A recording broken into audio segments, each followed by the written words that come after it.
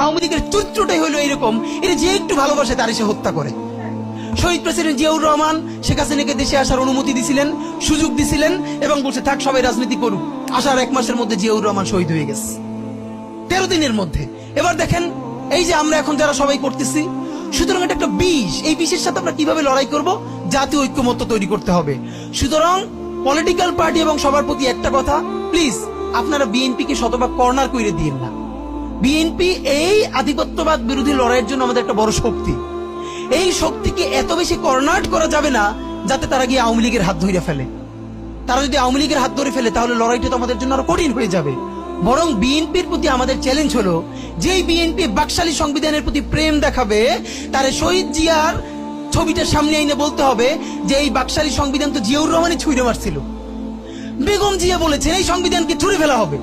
ওমা এখন বেগম জিয়ার চেয়েও নতুন বিএনপি আসছে, বেশি প্রেমের বিএনপি।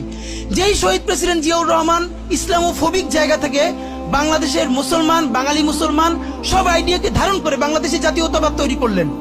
এখন একটা নতুন বিএনপি গজাচ্ছে, কেউ চেষ্টা করতেছে পুরো বিএনপিটাকে একটা ইসলামোফোবিক বিএনপি করা। এ কি ভাই, ইসলামোফোবিক বিএনপি সে কোথায় যাবে? সে কি দিল্লি যাইতে চায়? আমরা আমাদের প্রথম চ্যালেঞ্জ হলো স্বাধীনতা সার্বভৌমত্ব রক্ষার স্বার্থে এই বিএনপিকে শহীদ জিয়ার কাছেই রাখতে হবে, এই বিএনপিকে বেগম জিয়ার কাছেই রাখতে হবে। নাম্বার 2, আমাদের সামনের নির্বাচনে ম্যান্ডেট কি হবে এইটা সুস্পষ্ট।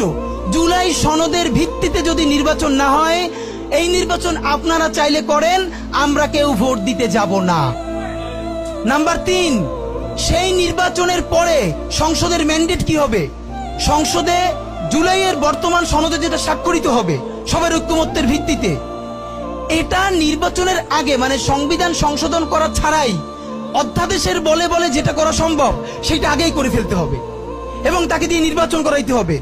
এবং আমাদের বিএনপির বন্ধুরা বলছেন 2 বছর সময় নিয়ে তারা সংসদে এইগুলো পাশ করাবেন। 2 বছর চলবে না, সর্বোচ্চ সময় 6 মাস। সংসদের প্রথম 6 মাসের মধ্যে জুলাই সনদের সমস্ত কথাগুলো সংবিধান ইনকর্পোরেট করতে হবে।